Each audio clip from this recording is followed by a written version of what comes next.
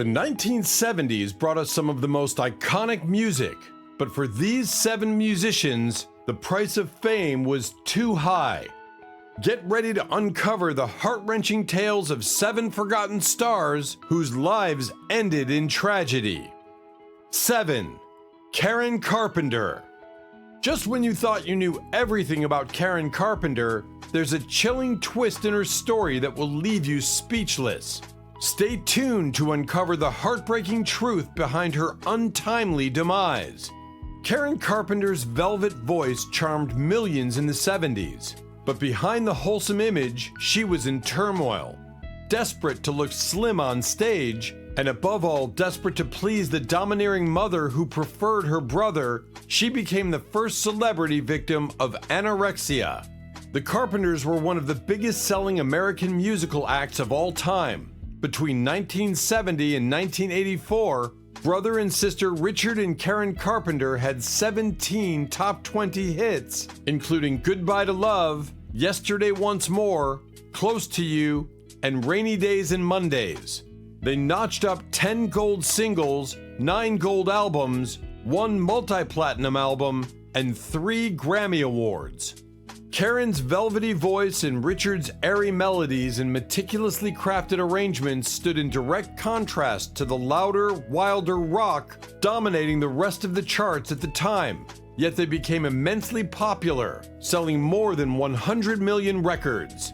Richard was the musical driving force, but it was Karen's effortless voice that lay behind the Carpenters' hits. One of those voices that just goes right to your soul. It's arguably the most beautiful voice that anybody will ever hear. Promoted from behind the drums to star vocalist, she became one of the decade's most instantly recognizable female singers. But there was a tragic discrepancy between her public and private selves. Offstage, away from the spotlight, she felt desperately unloved by her mother Agnes, who favored Richard, and struggled with low self-esteem, eventually developing anorexia nervosa from which she never recovered. She died at the age of 32. Karen started dieting while still in high school. Under doctor's advice, she began the Stillman diet, eating just lean foods and drinking 8 glasses of water a day and avoiding fatty foods. This reduced her weight to 120 pounds until 1973, when the Carpenters' career peaked. Later that year, she saw a photo of herself at a concert which made her appear heavy. She hired a personal trainer who told her to change her diet, which caused her to build muscle, making her seem heavier rather than slimmer. Karen fired the trainer and began her own weight loss schedule by counting calories.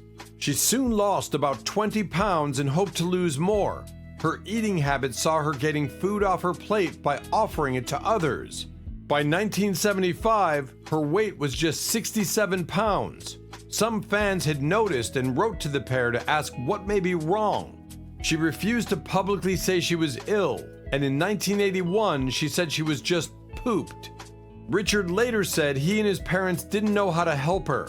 She told Richard that she needed help with her anorexia. She chose to be treated in New York City by psychotherapist Stephen Levenkron. In the 1980s, Karen also started using thyroid replacement medication, which increased her metabolism, and laxatives, which made food pass quickly. Her condition continued to get worse, and she lost even more weight.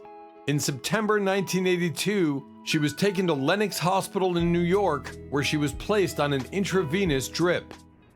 You know, a straight ahead American. What's the matter with it, you know? I mean, you got married, too. That's a good American image. The procedure was a success, and she started gaining weight, but this put a strain on her heart. She managed to keep a stable weight for the rest of her life after this point. On January 11th, 1983, Karen made her final public appearance at a gathering of past Grammy Award winners. She looked frail, but according to friend Dionne Warwick, she appeared outgoing, telling everyone, "Look at me, I've got an ass." On February 1st, 1983, Karen saw her brother for the last time, discussing plans for a new Carpenters album. On February 4th, she collapsed in her bedroom at her parents' home. The last time I talked with Karen and Richard Carpenter was in August of 1981. We talked about the resurgence of love songs. Karen mentioned the good feelings she got while performing before audiences. Paramedics said her heart was beating once every 10 seconds, and she died at Downey Community Hospital at 9:51 a.m. An autopsy ruled out drugs or a medication overdose, describing her death as emetine cardiotoxicity due to or as a consequence of anorexia nervosa. She had a blood sugar level of 1,110 milligrams per deciliter, more than 10 times the average. The coroner said that Carpenter's heart failure was caused by repeated use of ipecac syrup, an over-the-counter emetic used to induce vomiting. Most beautiful voice in the world, and still feel a hell inside. I don't think Karen Carpenter's true story has really been told. You can't stop. The only way you can stop is die. 6. Judy Sill. The enigmatic Judy Sill's life was shrouded in mystery and brilliance, but her death holds a dark secret that will send shivers down your spine. Don't miss the upcoming revelations about this troubled genius. Despite looking like the archetypal hippie chick and singing delicate songs shot through with poignancy, Judy Sill was far from a conventional 1960s singer-songwriter. Her life was a remarkable, almost cinematic mix of drugs, crime, and violence. Growing up, her family life was wildly turbulent. She found herself in reform school at a young age after being involved in a string of armed robberies. Once released, she moved in with her drug dealer and developed a crippling heroin addiction. Again, she turned to crime to feed her habit and soon found herself in jail.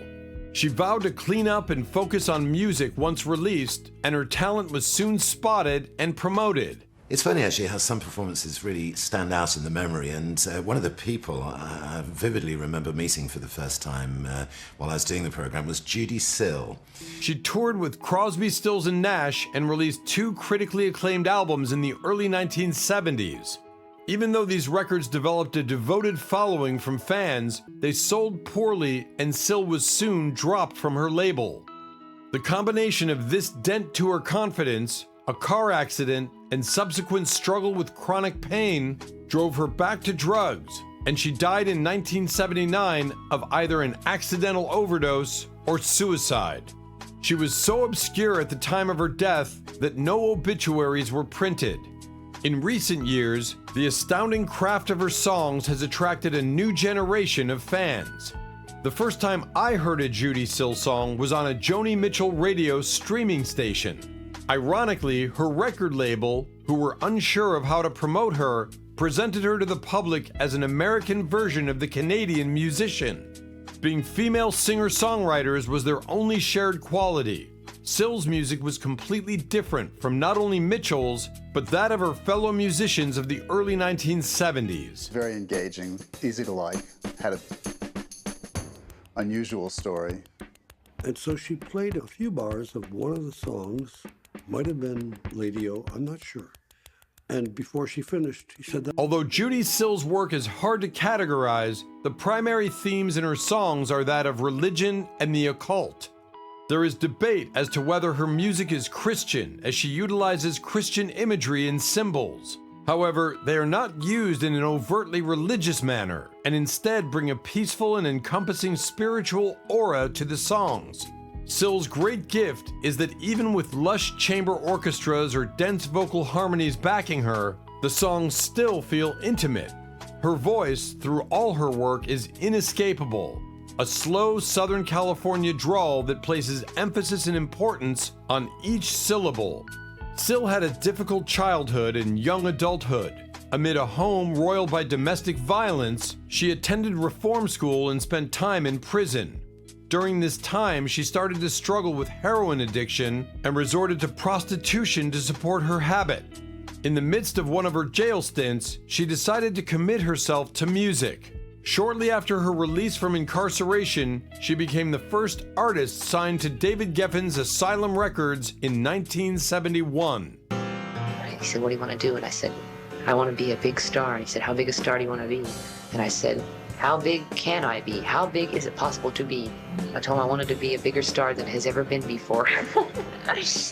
It is around this time she released her critically acclaimed but poorly selling self-titled debut album. 1973's Heart Food, Syl's second album, fell to the same fate. Footage of Syl performing her songs is rare. I was only able to find a few clips from around the beginning of her career.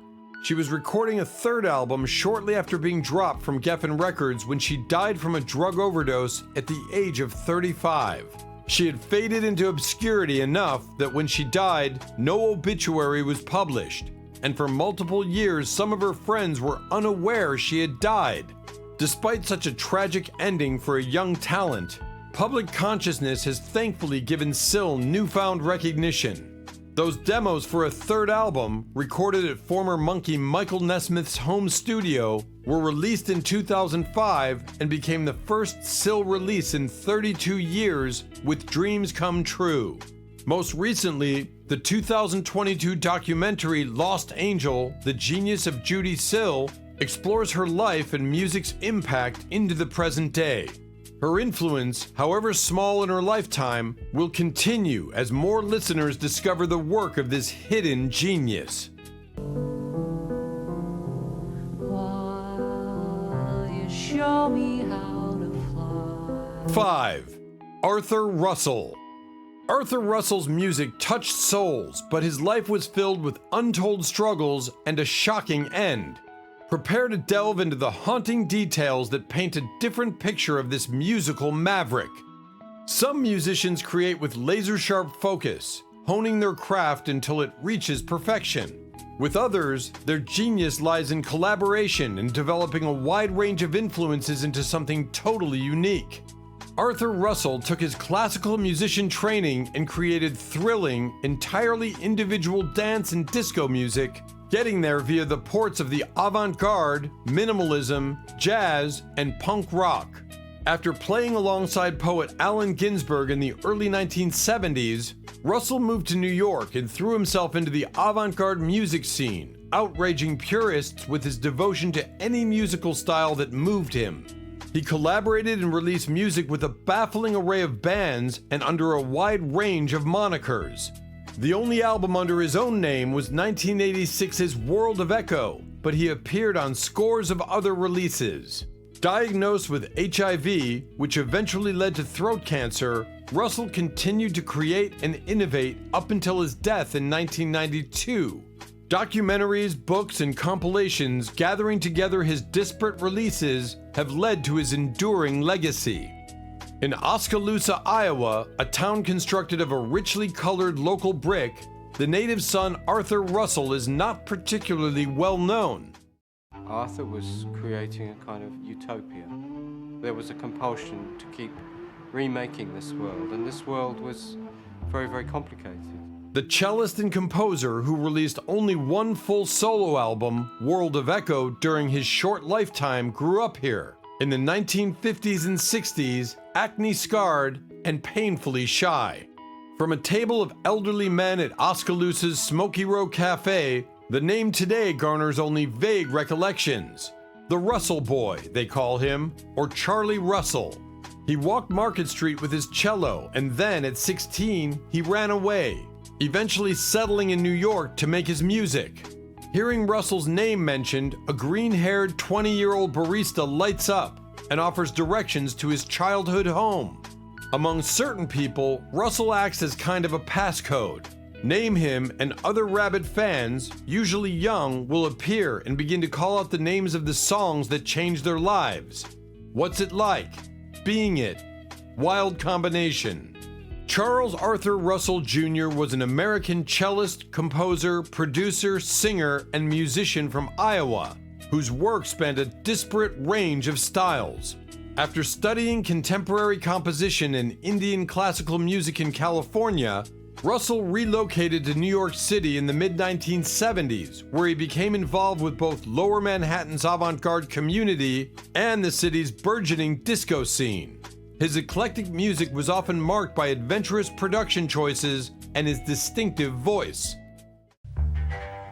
I take this time, love you within. Russell worked as musical director of the New York avant-garde venue The Kitchen in 1974 and 1975, but later embraced dance music, producing or co-producing several underground club hits under names such as Dinosaur L, Loose Joints, and Indian Ocean between 1978 and 1988. He co-founded the independent label Sleeping Bag Records with Will Sokolov in 1981 and collaborated with a wide variety of artists, including musicians Peter Gordon, Peter Zumo, and Talking Heads, and DJs such as Walter Gibbons, Nicky Siano, and Steve DeQuisto, as well as poet Allen Ginsberg. So he came up to Cambridge, where I was still living, I don't know, a couple weeks after that, with his guitar and started just playing these songs that he had. The only full-length studio albums Russell issued under his name were the orchestral recording Tower of Meaning, 1983, and vocal LP World of Echo, 1986. He also released the disco LP 24 to 24 Music, 1981, under his Dinosaur L alias. Over the last 2 decades of his life, he amassed a large collection of unreleased and unfinished recordings, in part due to his perfectionist working tendencies. He died from AIDS-related illnesses in 1992, still in relative obscurity and poverty.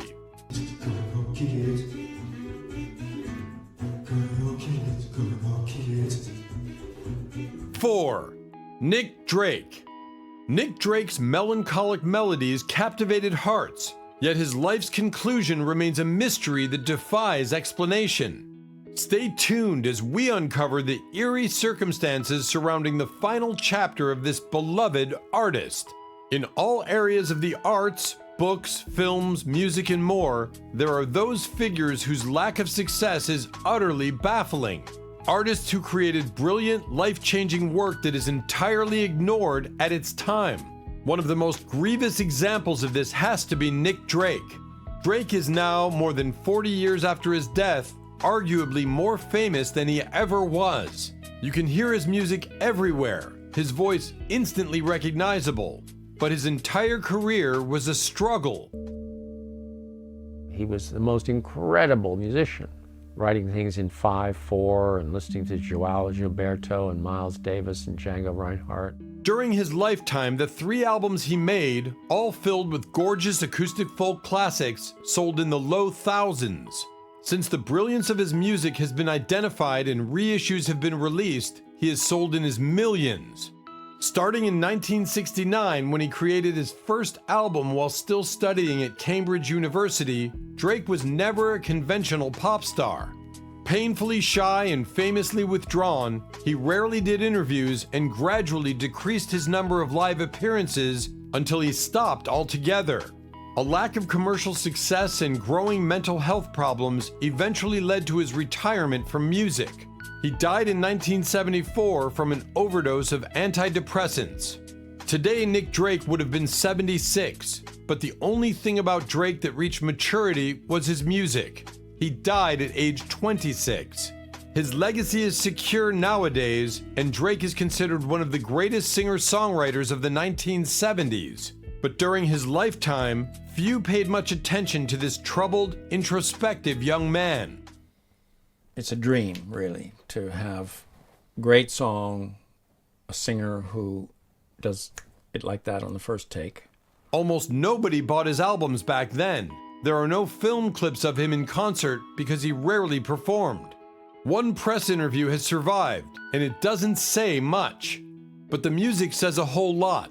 It did back then, and still does today. Maybe even more so now, when so many disaffected young people show the same symptoms of detachment and depression that plagued Drake. Nicholas Rodney Drake was born in Burma on June 19, 1948. Drake's father, Rodney Shuttleworth Drake, had moved to Rangoon, Burma in the early 1930s as an engineer with the Bombay Burma Trading Corporation. In 1934, Rodney Drake met Molly Lloyd, the daughter of a senior member of the Indian Civil Service. He proposed marriage in 1936, but the couple had to wait a year until she turned 21 before her family allowed them to marry. In 1951, the Drake family returned to England to live in Warwickshire at their home Fairlays in Tanworth in Arden, south of Birmingham. Rodney Drake worked from 1952 as the chairman and managing director of Wolseley Engineering. To start off with, he was really pissed off because everyone told him in the industry that he was the greatest thing since sliced bread and he was going to be successful. Encouraged by his mother, Drake learned to play piano at an early age and began to compose songs which he recorded on a reel-to-reel tape recorder that she kept in the family drawing room. Drake played piano and learned clarinet and saxophone. He formed a band, the Perfumed Gardeners, with 4 schoolmates in 1964 or 1965. With Drake on piano and occasional alto sax and vocals, the group performed Pie International R&B covers and jazz standards, as well as Yardbirds and Manfred Mann songs. Drake suffered from depression and was reluctant to perform in front of live audiences. Upon completion of Pink Moon, he withdrew from both performance and recording, retreating to his parents' home in rural Warwickshire. On November 25, 1974, Drake was found dead at the age of 26 due to an overdose of antidepressants. The irony is that Pink Moon did become a hit, but far too late for Nick Drake to reap the benefits of it. The big boost happened 25 years after his death. A lovely voice, attractive voice, I thought, but also a fine songwriter, so he was a perfect package for me. Nick wants you to come and play on some tunes to me and Dave Pegg, so I'd love to. Things went down really quickly at Sound Techniques. Then we get the sounds, get everybody sound right. 3. Terry Kath. Terry Kath, the powerhouse behind Chicago's sound, met a tragic and sudden fate. But what really happened on that fateful day? Get ready to unravel the startling truth that has puzzled fans for decades. A founding member of the band Chicago, Terry Kath died under bizarre circumstances. Kath enjoyed guns and routinely carried them, but they would be his demise. On January 23, 1978, he was playing with an unloaded revolver, putting the gun to his head and pulling the trigger. Band technician Don Johnson warned him as he pulled out another pistol, to which Kath responded with his last words, "What do you think I'm gonna do, blow my brains out?" When Chicago founder Terry Kath accidentally shot himself dead, the world was robbed of one of its greatest guitarists. "What do you think I'm going to do, blow my brains out?" These were allegedly Terry Kath's final words before he accidentally put a bullet in his head in 1978. A symbol, more or less. Let's put it this way. This was before we recorded an album.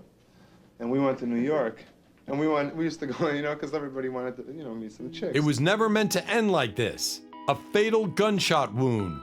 Blood on the walls. A dead body. Lee Loughnane, trumpet player with the U.S. rock band Chicago, vividly recalls January 23, 1978. It was the day his friend, Chicago's guitarist Terry Kath, shot himself dead after a game of Russian roulette went horribly wrong. I took a call from our manager who said, "Lee, are you sitting down?" Loughnane says now. He told me what happened, but I had to see for myself. They'd taken Terry's body away, but there was blood everywhere.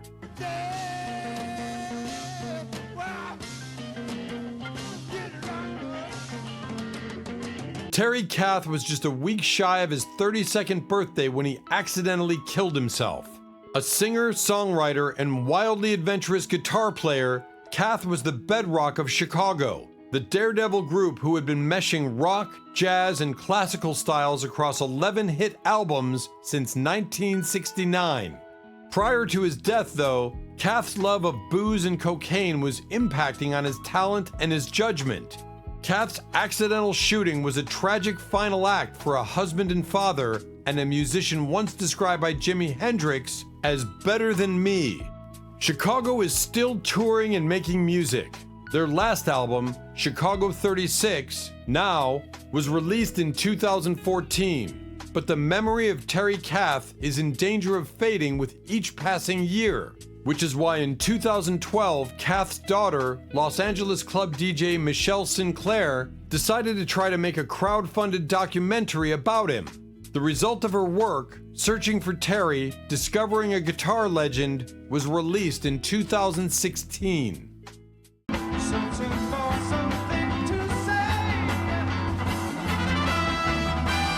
2. Badfinger, Pete Ham. Pete Ham of Badfinger created timeless music, but his story took a devastating turn. What drove this talented musician to his tragic end? Stay with us as we explore the harrowing details of his final moments. There aren't many times when the finale to a television show is a cultural event, but the final episode of Breaking Bad could be considered one such occasion, with the death of the main character and anti-hero Walter White, soundtracked by the song Baby Blue. The track from 1971 is an upbeat and engaging overview of a romantic relationship recently consigned to the past, a breezy celebration of what was, rather than sorrowful lament for what could have been. The song's writer should by rights be a multimillionaire celebrating his 75th birthday this week. Instead, 3 days before turning 28, Swansea-born Pete Ham went into the garage of his Surrey home, placed a noose around his neck, and joined Jimi Hendrix, Jim Morrison, Janis Joplin, and Brian Jones in the famous 27 Club, rock and roll's most morbid club.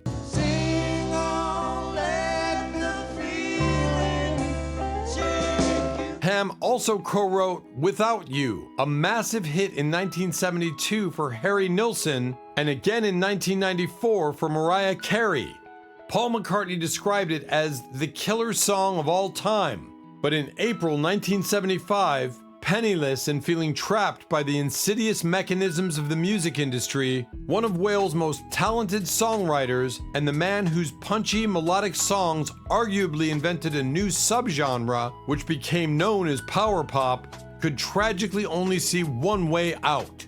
Pete Ham grew up on Swansea's Townhill estate and was enthralled by rock and roll from a young age, spending hours practicing guitar in his room. The Swansea music scene in the early 1960s that Ham threw himself into as a teenager was described as second only to Liverpool in having the best live rock and roll scene outside of London by Manic Street Preacher's James Dean Bradfield in a BBC radio documentary about Badfinger. The Meteorites, the Fireflies, the Jets. It was in this vibrant musical environment that Ham's band, the Ivies, named after Ivy Place, near to Swansea's High Street train station where the band rehearsed, would develop, catching the eyes and ears of Bill Collins, manager of Mercy Beat stars The Mojos, and father of the Professionals actor Lewis Collins. The Beatles' assistant Mal Evans saw the Ivies perform at the Marquee Club in London on January 25th and pushed for them to be signed to Apple Records. They were the first non-Beatles to be signed to the label. The Ivies' first single, Maybe Tomorrow, was issued in November 1968. It was not a success in the UK or US, though it fared better elsewhere. Marquee Club. Once the demos were greenlit, the Ivies' contract with Apple was secured, and they became the first band signed to Apple Records. Paul McCartney offered them the song Come and Get It, which was written about Apple's early willingness to give money away to all comers. The Ivies recorded it in August 1969 with McCartney producing. Prior to the song's release as a single, the Ivies changed their name yet again, becoming Badfinger. The name Badfinger was chosen after Badfinger Boogie, the working title of the Beatles' With a Little Help from My Friends. Rejected names included The Glass Onion and John Lennon's suggestion, The Pricks. Come and Get It was a hit single and featured in the soundtrack for the film The Magic Christian. Badfinger's first album, Magic Christian Music, was released in 1970. Badfinger's links with the Beatles lasted well into the 70s. George Harrison co-produced their album Straight Up in 1971, the same year that guitarist Joey Molland and Tom Evans played on John Lennon's Imagine. Additionally, Ham, Evans, and Molland played key roles in Harrison's All Things Must Pass and Concert for Bangladesh. They released the No Dice album, considered by the band to be their best album, in 1971. No Dice contained the song Without You, written by Ham and Evans, which was covered by Harry Nilsson later that year and became an international hit. In 1973, their manager Stan Pauly negotiated a multi-million-pound deal with Warner Brothers, which soured relations between Apple and Badfinger. The band released a final album on Apple, titled Ass, and their debut for Warner's The Badfinger album, in quick succession. However, the group's finances were in disarray thanks to gross mismanagement, with millions missing from the band's accounts. The members of Badfinger were in personal debt, and relations with Warner Brothers had deteriorated to the point where their third album for the label, 1974's Head First, was never released. In early 1975, Badfinger's contract with Warner Brothers was terminated. On April 23, 1975, in despair at the turmoil within and around the band, Pete Ham hanged himself in his Surrey garage. His suicide note was addressed to his girlfriend and her son and blamed the band's business manager, Stan Pauly. Ham's daughter was born 1 month after his death. A number of live and radio recordings by Badfinger have surfaced in recent years in response to the still high demand for the music of one of Wales' most popular and sorely missed groups.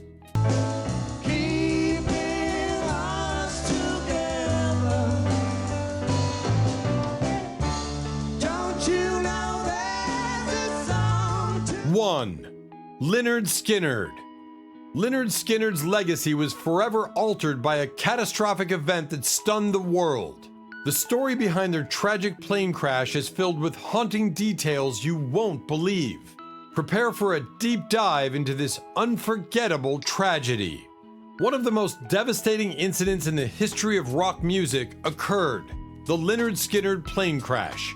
This tragic event not only claimed the lives of several band members, but also left an indelible impact on the music industry and the world of rock and roll.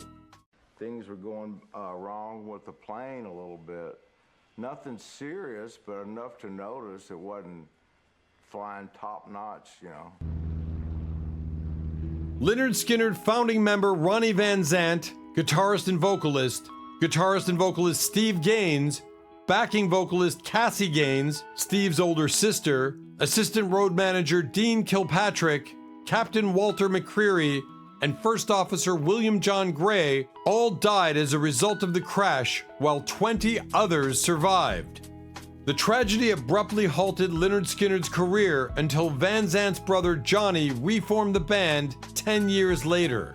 The crash occurred just 2 days after the band released its album Street Survivors. The album cover showed the band surrounded by flames. Following the plane crash, MCA replaced the image with a new cover, showing the band against a simple black background, which was on the back of the original sleeve. Got so overwhelming, loud, and bumping that's when I guess, got knocked out. It felt like 1,000 baseball bats being beaten on the fuselage. So the plane started coming apart. And I'm looking out the window, the left wing comes off.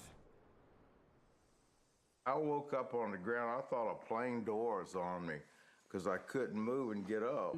The site of the crash has become a memorial for fans, rescuers, and survivors, with an oak tree that has been carved with Lynyrd Skynyrd iconography, while the site was also the location of a 40th anniversary memorial by survivors and rescuers.